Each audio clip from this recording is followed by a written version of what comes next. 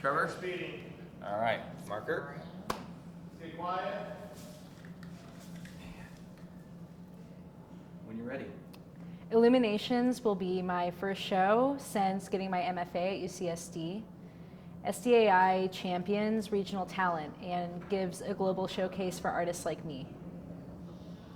That sounds good. Did I shoot good?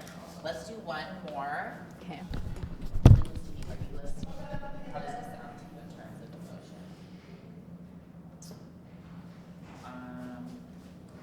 Are there words? Still speeding. Yep. Sorry. You good? I like this word. Your lavalier mic sounds great. Just this one picks up a little bit of air conditioning, so I'm trying to mix. Gotcha.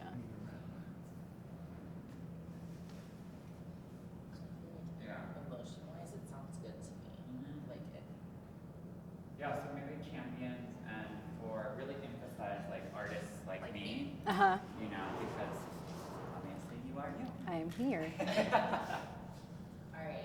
Still rolling. When you're ready. Illuminations will be my first show since graduating with my MFA at UCSD. SDAI champions regional talent and provides a global showcase for artists like me. That was great. Good for me. Great. Good. Good. Okay, so now we're just going to move into the Yeah, conversation. we're still rolling. Just go for it. Great. So the question is why art is vital to our world. And when I think about that question, I think about how often artistic practice overlaps with other sectors of our society and provides kind of this bedrock for us to imagine the possible when often the present is so daunting and the past is so dramatic. So why do you think art is vital to our world? I think art is vital to our world because it provides people another entry into understanding, interacting, and communicating how they feel about so many different subjects.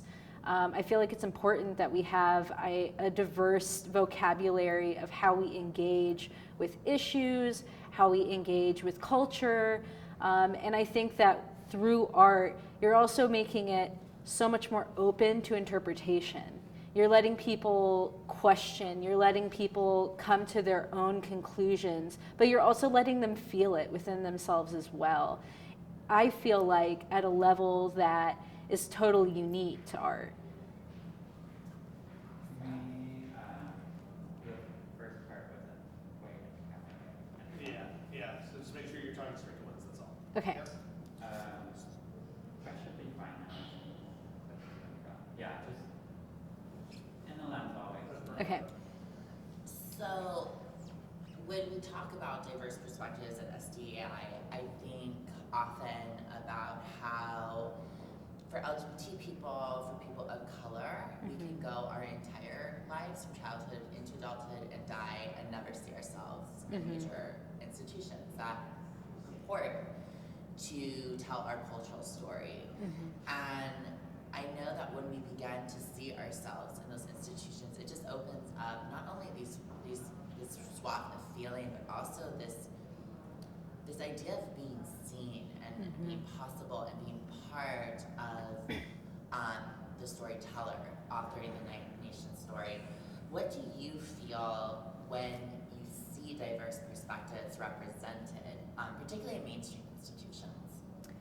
When I see diverse perspectives being represented, especially in mainstream institutions, I feel like that's a way of opening a new channel for visibility, opening more perspective into conversations that we're having, but then also I feel like that's the institution's way of saying, I'm listening to what you have to say, I'm listening to these voices that rarely get to be heard, to peoples that rarely get to be seen, and I feel like that's important because how else are we supposed to make ourselves seen? I mean, I think that people of color, queer artists, we do make our own spaces, but it means so much when an institution is coming in and saying, I want to help you be seen too, I want to help your voice be heard, and I'm going to give you the resources to do that.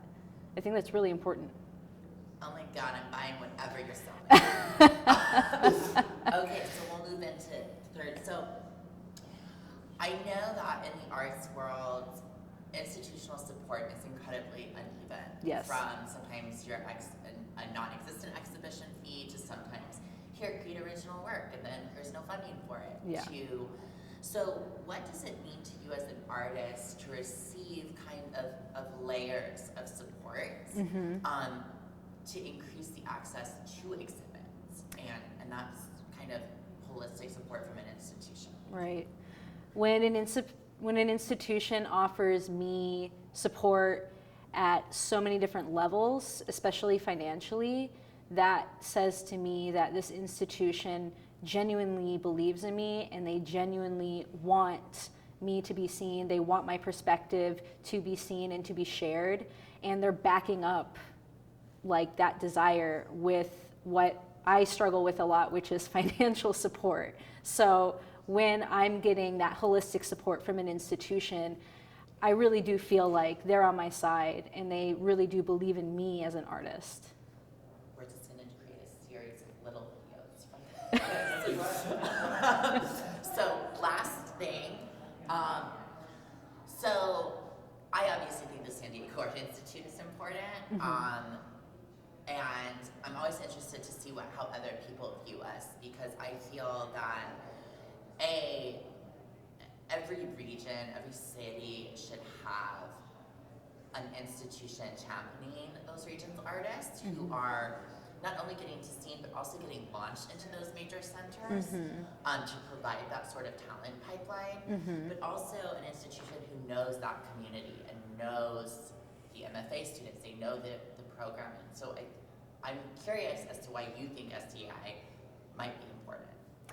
I think SDAI is important because it allows for an amalgamation of local artists that are homegrown, artists who are furthering their education through pursuing MFA programs, and artists that are known and loved throughout the region to kind of come together and have conversations through exhibitions.